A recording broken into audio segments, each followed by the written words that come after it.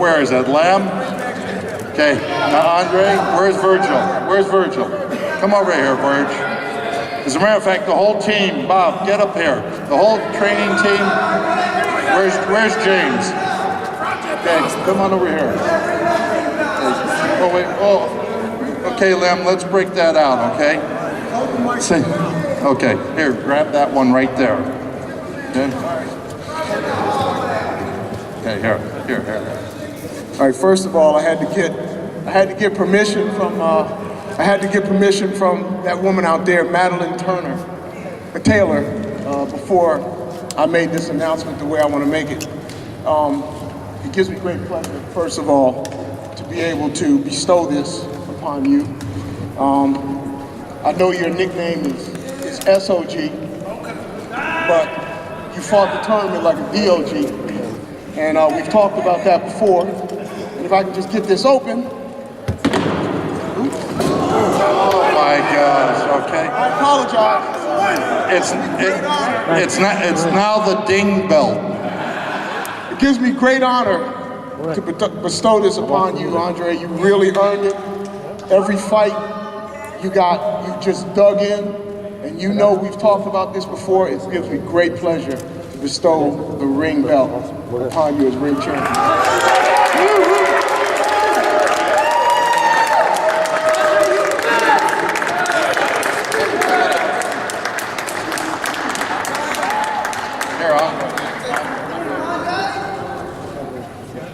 Well, hold on for a second, because we got one other presentation.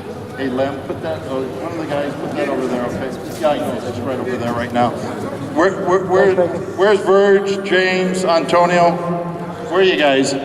Come on, Virg, just over here, because this is special. This is special. Over there, Virg, okay? Come on, get with your fighter, okay? You've spent 50 years with them already, okay? You don't want to be that close? Those pictures that I saw tonight, the Showtime did, you look just the same as you did when he was 9 years old. Come on, Bob. Up here, come on. Come on. Where's James? Okay. Andre, I gotta tell you, will you stop looking at that now? Okay, we're going with something else, okay? You got 18 million belts, okay? You don't have a cup, okay? Yeah. You know, the only thing I'm wondering about, Virg, how come we don't get a cup or anything? I mean, it's, you know, we're holding the cup. Andre, from my end, it's just been an honor to work with you. You epitomize toughness and great athletic skills in that ring. On behalf of Antonio, James, Virg, Jack, I mean the whole team, we've all done it together. It's taken the team to do it, but you to anchor it. Watching you in that ring tonight, it was masterful. You made us all proud. We got many, many good years left because you put a whipping on Ward-Froch tonight.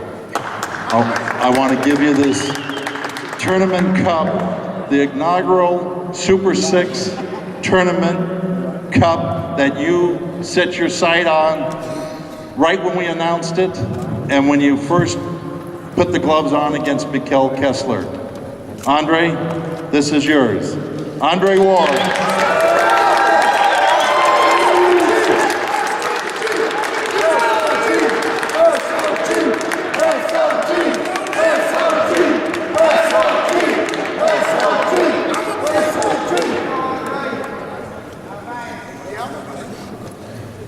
I just want to thank God again for just giving me this opportunity, not just this win tonight, but just from day one putting the right team around me. You know, you got a lot of great talents in this sport, and they can have a manager that's not good for them, a promoter that's not good for them. They can get rushed and get in a bad situation, and you never see what that kid really has because he got rushed and put in a bad situation. And I didn't have that. You know, from day one, I had a great manager, James Prince, who I know for a fact is the best in the business, not because we won this tournament, but because when nobody's looking, he's fighting for his fighter. When no reporters are around, nobody's looking, he's fighting for his fighter. And on top of that, he's teaching me the game. And, you know, I appreciate that. I appreciate my promoter, Dan Goosen. I don't really do good with, not people, but, you know, promoters trying to tell me what to do in terms of, you know, trying to force me into a situation. And Dan's not that kind of guy. He's laid back. He gives his opinion. We talk about it as a team, and we make team decisions. And I'm thankful for Dan. Antonio Leonard came on board a few years ago and done a tremendous job. Him and Dan Goosen are, you know, they work hand in hand. Obviously, my coach, man, I just thank God for him because he has to deal with me when I'm in training camp, away from my family. And sometimes my attitude isn't the best because I'm ready to fight, and, you know, I'm just in a situation where I'm training and, you know, he puts up with me. And I thank God for it. And above all else, man, this guy right here believes in me. He believed in me when I was a kid. And from day one, he's always told me I was the best. And nothing he's told me hasn't come true. And I'm just thankful, man. This is not the end. It's really the beginning for us. We're going to get better. And believe it or not, you guys haven't seen the best Andre Ward. I'm still growing. I'm still a young fighter. I still got a long way to go. And, you know, to all the negative press that I've gotten, thank you. I need it. It keeps me hungry. It keeps me humble. It keeps me focused. And all the positive press, I appreciate it as well. I take my hat off to Ward-Froch. I got nothing bad to say about him. I thank the UK fans. I thank my wife, my family, my friends, everybody back home at the well that was praying for me. I mean, the support, the text messages I got was overwhelming. I'm thankful to Showtime, and I'm just looking forward to the next chapter of my life and the next chapter on this journey. Thank you guys for coming out. That's great, Andre. He should be the trainer of the year. I think he's the best trainer in the business today. He's done a miraculous job, he and Andre, since he's been 9 years old. Andre, I want to bring him up. Virgil Hunter. Virg.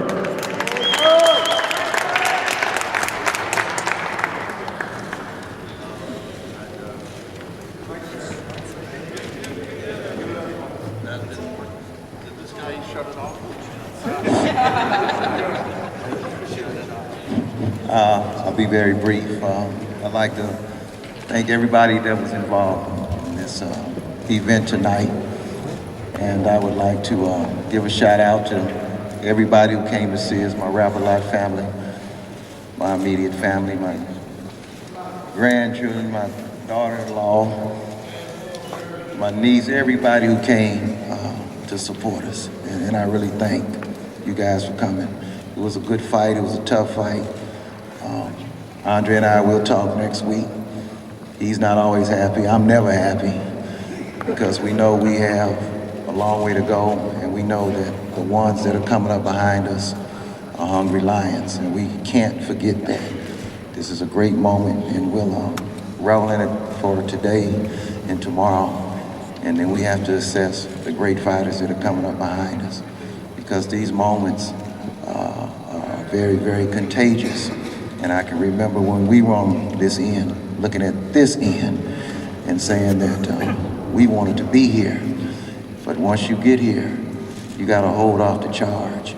And the charges that are coming behind are real charges, no jokes. So that's my job, to continue to go. I hope that I'm blessed to live long enough to sit on a stoop for a few years, and then I can reflect and glory in all the things that have happened in my life once I met this young man, this boy right here. I always go back to when he was 9 years old, when I first laid eyes on him.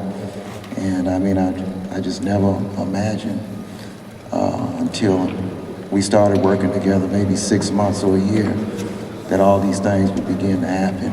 I felt it. I knew it was going to be a journey, and the journey came true. It's still a journey. It's not complete. But when it's all said and done, I hope he gets his rightful place in boxing history. Some of the things that are being said about me now, humbling, but I respect all the mighty and great coaches that are out there.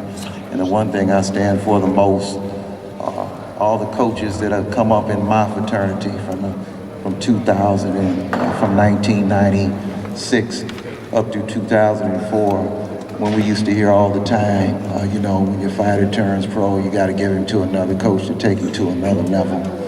And we never believed that, because we already had our kids at 15 and 16 whooping their kids already. So we never believed that. We never bought into it. And today, when you look at the Andre Bertos, the Anthony Durrells, the Carl Lamont Petersons and things like that, Carl Darkins and things, is proven that, you know, you can only be successful in this business going from the root to the fruit. We know how to not only fire the gun, we know how to make the gun. So we gunning after every big time coach that never went and suffered with a young kid that lost just a trophy. A young kid that lost a little tournament when nobody was there, wasn't no money on the line. Spending your hard-earned money going to these tournaments and going to these hotels and going to all these different trips and things like that. That's what comes back to me, the journey that it took. And until you take that type of journey, then I think you'll never really truly understand boxing. Maybe you might be handed a champion and you can polish him up a little bit. But I'm glad to mine for the diamond and then polish the diamond. Thank you. Thank you very much. Yeah, I'm bitterly disappointed. Obviously, I've lost my title, and I've lost a chance to win another title and the Super 6 Cup, as it's called. I'm at the end of a wonderful run of fights. I've had 6, 7 fights on the spin, all at top level, and you know you can't win them all at this level, world-class level fights. You know, elite level fighters get beat. I don't want to put myself up there with Sugar Ray Leonard and Muhammad Ali and, you know, some of the top level fighters, but they all get beat and they all come back. I've been beat before and I'll come back stronger. I was in against a very, very tricky, very slick, very awkward, very good fighter tonight. You know, I take nothing away from Andre Ward. He's very good at not getting hit. He's very good at keeping himself out of harm's way. He's like a slippery eel in there sometimes, and you know, that's what boxing's about. It's about not getting hit, and he kept himself in the safe zone. And I was unable to unleash my power punches consecutively, which I feel that if I was able to do, I would have got to him. But you know, that's credit to Andre Ward for doing what he did in there. He fought the better fight on the night, and I've got no excuses at all. But I'll come back. I'll be stronger. I'll grow from that. And you know, I felt fit and strong. And the further the fight went on, I felt like I was getting into the fight. I think that's how the scoreline suggested the fight went. As the fight went on, I was getting into it. I was winning the late rounds. And I've said before about 15-round fights. I know it's not 15 rounds, it's 12 rounds. But I'm certainly a 15-round fighter. So to make up for that, what I need to do is I need to start faster and stronger. Round 1, 2, and 3, I was too slow out of the blocks. I was too casual, sat back, trying to box with him, and it was a little bit too quick for me.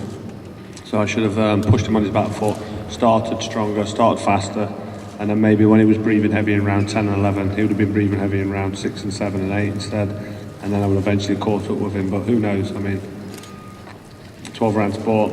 He won the fight on points. I lost. I think I'm the closest guy to come.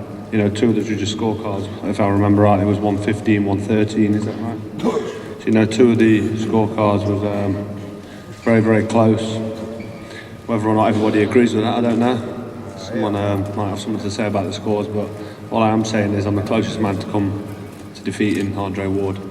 He's a very good fighter, he really is. Open the floor to questions. Oh yeah, okay. Sorry for stealing your lines. Any questions? No. He's been asking to ask questions, okay? I want him to ask one now. There you go. Better be good, Kevin. You all right? How you doing, Kevin? You all right? Yeah, thanks for that.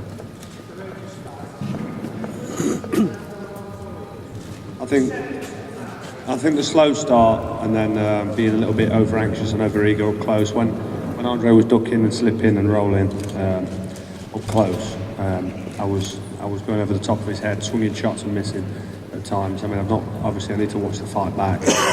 And when I get back to England, and then I can draw more assessment and take more from my performance. But I felt like I was missing with a lot in there tonight. But that's obviously what Andre does, he makes you miss. My question is for Andre. Danny, you want to? Andre, right over here. Congratulations on your victory. With this win, I don't think it's going to be any surprise that you're going to most likely, I can't imagine any other outcome, you're going to be named the 2011 Fighter of the Year. Your thoughts if that comes to pass? I heard some rumblings about that before the fight. Obviously, that's not something I can focus on, before this fight, but if that comes true, that's unbelievable. That's unbelievable. I mean, you don't set out to do that when the year starts. You just put your head down and you put in the work, and then you look up and hopefully you win an award like that. So if we can get that award on top of everything else we won tonight, just be an unbelievable year. The other question I have for you is, I think a lot of people here thought that you won the fight, no disrespect to Carl whatsoever, but that you won the fight very lopsided, more along the lines of the 118 to 110 scorecard than the two that were 115 to 113. What were your thoughts when you heard that those two scorecards were so close? I wasn't surprised. If I'm not mistaken, we had a judge from Canada, a judge from England, and a judge from the U.S. For you, very wide. The UK judge had a 118, That's 110. interesting.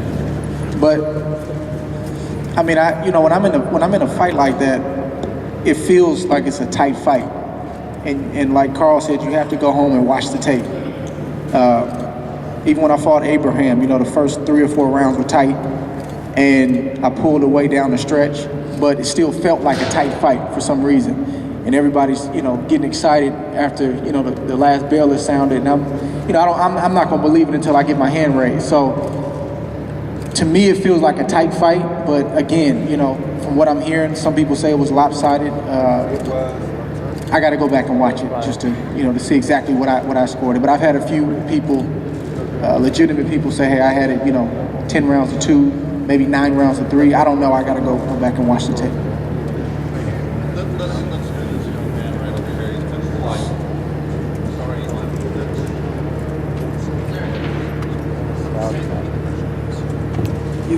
You mentioned briefly, Carl, that you've had a lot of very, very hard fights. What's next for you? I mean, do you try and do a one back in Nottingham, do you think? A safer one maybe? Or what's next on the agenda, do you think, Carl? I definitely want to fight back in England, back at home, that's for sure, but I'll let Eddie answer that one, actually. Oh no, yeah. Obviously, the Super 6 has brought us many, many things. It's been a great tournament, but what it does do is it takes away your power to really map out your own future, and it feels quite nice to have the shackles off, if you like, and mean that we're back in control of Carl's career. Like I say, the Super 6 has been fantastic. It's given him the fights that he's had and everyone talks about. But for us, it's been a long, long time, fighting away from home since the Durrell fight, and the support that the press in the UK and obviously Sky have given him have made him one of the country's British fighters. So people want to see him return. You always know what kind of fight you're going to get with Ward-Froch. So, we're speaking to Butte, and obviously the Kessler fight is a great fight, a great rematch. So, but for us, it would be nice to do something back in Nottingham and in the City Ground.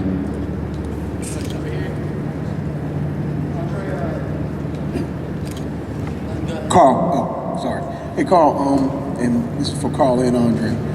Carl and Robert, you both acknowledged that in the Kessler fight, you let Kessler get going early, and that was a mistake. It seemed like that was kind of what you're talking about tonight. And then also the left hook, both of you.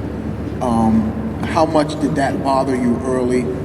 Why did you, Andre, why were you successful and so successful at landing it early?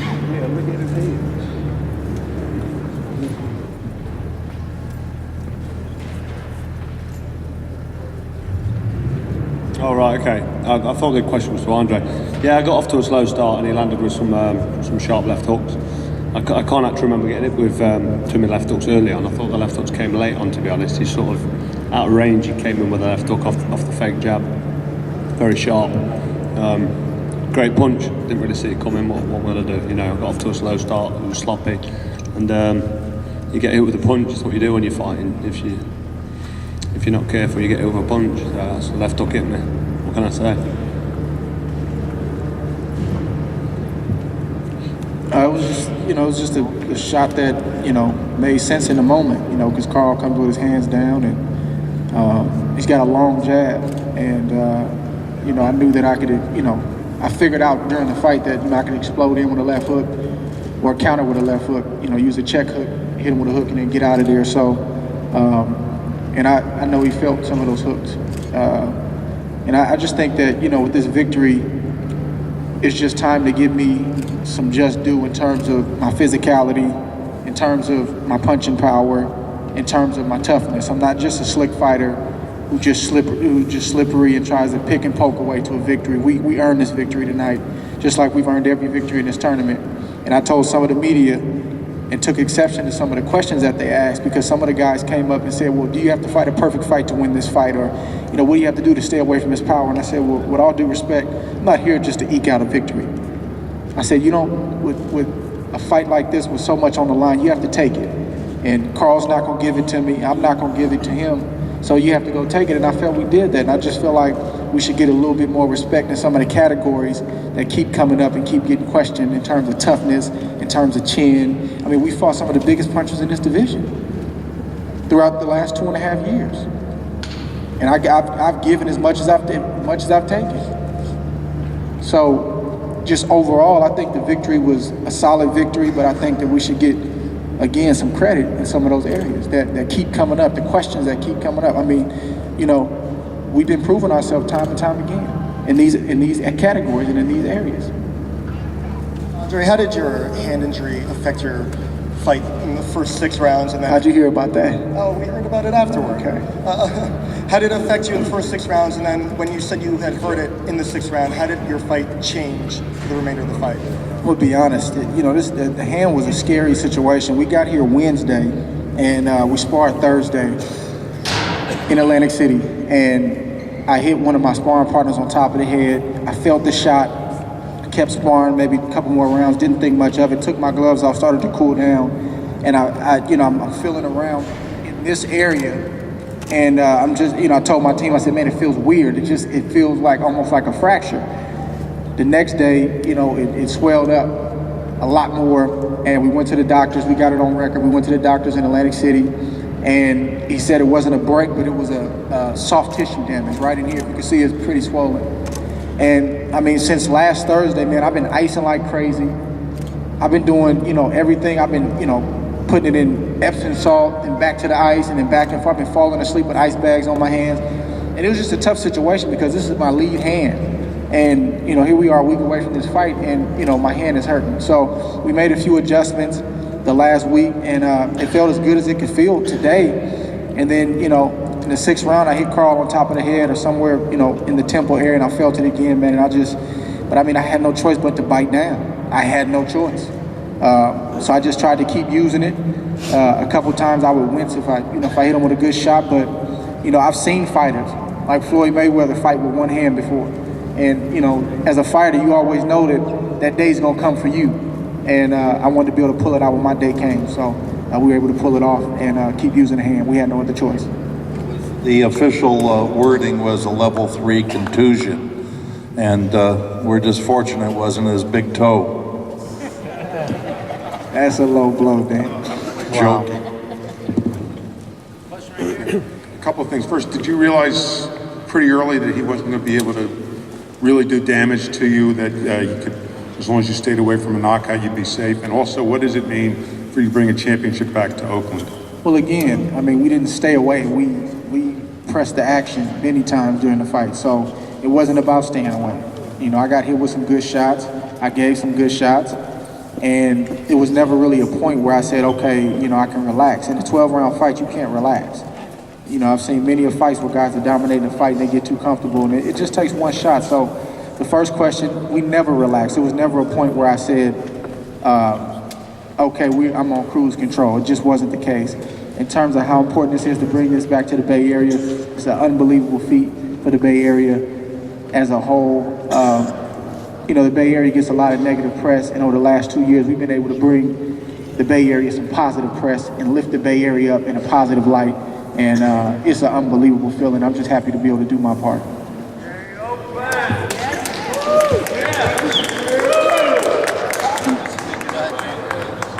Andre, when we spoke at your media day back in Oakland, you brought up a report about Sauerland possibly bringing in the winner of the Super Six to Copenhagen should Kessler win. In fact, the report had a pretty lucrative deal in there. Now that you've won, I just spoke to Jean Bedard of Interbox, and he's made it no secret that they would like to target you next. Do you have a preference of who you'd like to fight next? I know, Dan, you've also dealt with Sauerland in the past with Abraham and such. What are your takes on who you would prefer? Well, I'm gonna just say this, and I'm gonna be real about it. It wasn't time to talk about it before this tournament was over, but we've been in the boxing game a long time.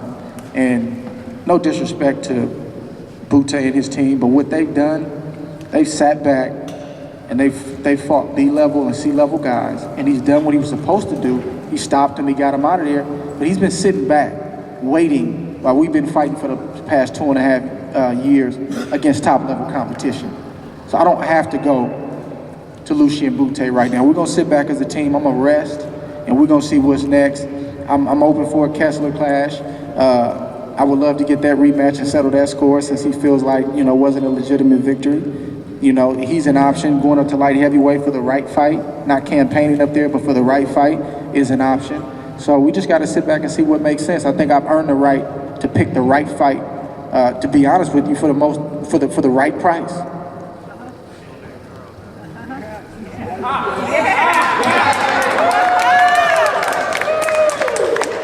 You know, Andre and Carl said it going into this this fight Saturday night tonight, and that was that each one of them committed to 5 tough fights back to back to back. You know, it's one of the things that I loved about this Super 6 tournament is that it took all the politics and promoters and egos and everything else out of the equation, and you just had 6 of the toughest 168 pounders agreeing to fight one another. It shows you that Andre Ward will fight anyone, but we're going to get back. He deserves a rest. Not too long though, Andre, okay? And believe me, every fight that we're going to have is going to have, it's just going to continue Andre's rise of being a pound for pound #1 fighter in the world. That's the type of fights that are going to propel him to the greatness that we all know that he can achieve. And then also on the Butte thing, you know, I mean, I'm not obviously a promoter, but that's a tremendous fight for Carl, you know, because I know Carl doesn't like Butte, and you know, and Andre Durrell. You know, to be perfectly honest, I think Butte has to beat somebody. I'm gonna just be frank with you. He has to beat somebody that's an A-level guy to get a shot. Now again, we're gonna sit back and see what makes sense and talk as a team, but off the top of my head, he has to beat somebody. He has to beat an A-level guy. You can't sit back and just take your time while everybody else is working hard and then come in and get the same pay that everybody else got. It don't work like that. You know, this is a sport. We talk a lot about toughness. We talk a lot about desire and all these different things, but we also use our brains. It's a business. And we're gonna sit down and make a solid business decision as a team after this. Carl, you sounded like a promoter there. Any other questions? Carl, actually, Butte did say earlier today that if he couldn't, you know, get Andre, that he would like to fight you and shut you up. That's one thing. And the other thing is, you had said that you thought that Kessler overlooked Andre. Now, what are your thoughts on that fight and Andre? Which fight? Kessler and Andre? Well, yeah. And then also, yeah, I want you to... I stand by that. I do think Kessler maybe overlooked Andre. He flew out to Oakland a couple of weeks before the fight and maybe took him lightly. I don't think he performed to the best of his ability on that fight, so I think Kessler can come again and maybe cause an upset in that fight. Who's better? Between the two. I think they're both great fighters, you know, they're both different fighters and styles make fights. I think Kessler's very, very tough and and raw and strong and experienced. Andre's very slick, he moves well, he's very good defensively. You know, he's got more technical proficiency than what I give him credit for. Looking at him before the fight, I thought I was going to be able to nail him a little bit harder, so a little bit easier than what I could. I couldn't quite catch him. How about a fight with Butte? Would you take that? Yeah, I'd definitely take the fight with Butte, 100%. You know, that's a fight I would 100% take. Two more questions. This is an open question for both fighters. Andre, do you feel that Carl deserves a rematch later down the line? Yeah, I'd be open for that, absolutely. Why not? And Carl, do you feel that you want to avenge this loss as well as the Kessler defeat? I think when you get beat, you always want to avenge the loss, yeah, because you know you come away from a fight and you see where you went wrong. I need to go back and have a look at it. But obviously, as a fighter, as a warrior, as a man who's proud, then I want to try and put it straight. But you know, the fight's just happened an hour ago, so we can't talk about fighting again. The fight's been and gone. Andre's won the fight fair and square, but certainly it's a fight that I'd like in the future. You've not seen the end of me, that's for sure. Last question, please.